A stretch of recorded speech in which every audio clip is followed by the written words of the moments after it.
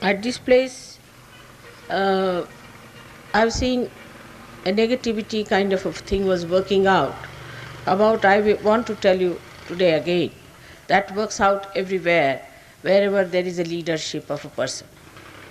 Here, Mr. Dhumal came and he got his realization in Bombay at my residence. When he came back, he started working it out here. His brother brought him, but his brother became quite negative to begin with.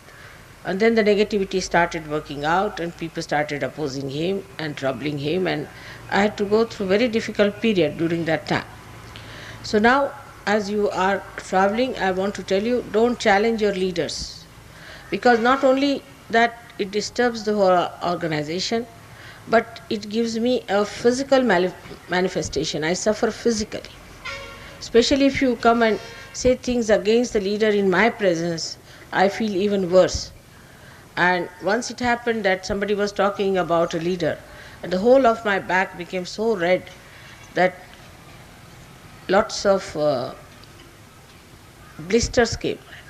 I suffered a lot. So I beg of you not to decide about the leaders, and don't try to criticize them and take up the ego position and try to see that he's like this, he's hot-tempered, or he's this, that. They have to be hot-tempered, because I'm not. Because I cannot be very angry, they have to protect me. As my protection, they have to be hot-tempered, and they have to tell you off. And if they tell off, then you should not feel that they are bossy or they are doing these things and all that. Actually, those people who are bossy only feel it, because they can't bear that others can tell them anything. So they think that others are bossy and they are fine. That's not so. So the trouble is that one should understand that one has to work in this fashion. I know what the leaders are. When I find the leaders are going wrong, immediately I try to correct them. But you should not try to challenge the leaders. But this is the greatest problem I had in the West, and later on I found here also in India it used to brew up.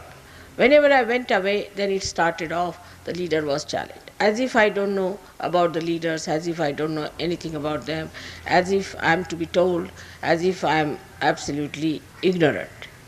So you don't have to worry. You shouldn't worry about it. I will tell you who is the leader, how to work it out.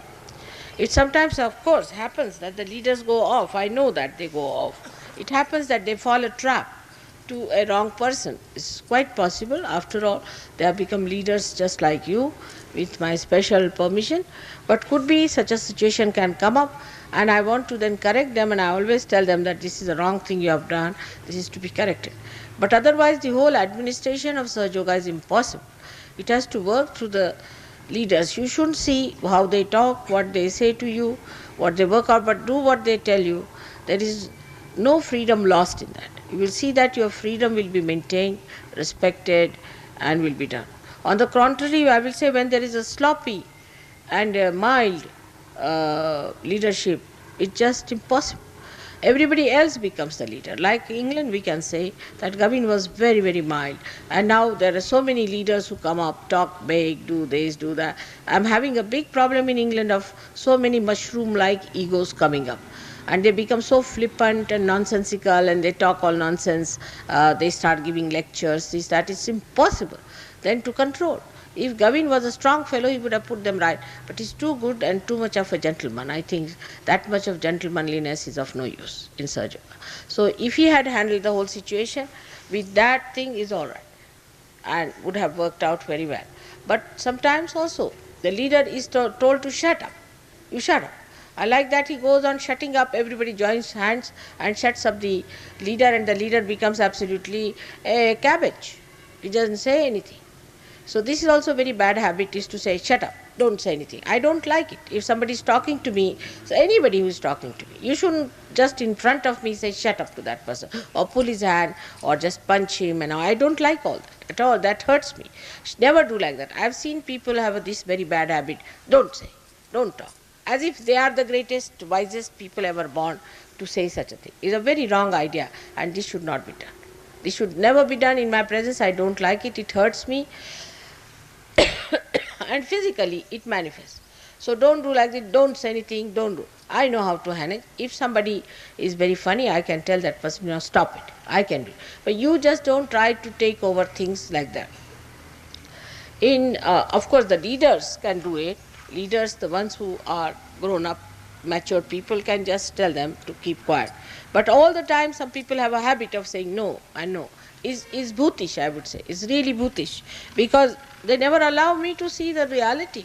We must know what's happening, what people have to say. I should know about it. There's nothing wrong in it. But on the contrary, they come and tell me, our leader is like that, our leader is like that. That you don't worry, because my attention is most on your leaders. I do change leaders, and I will change leaders in case they are wrong. But let me decide. That decision you leave it to me.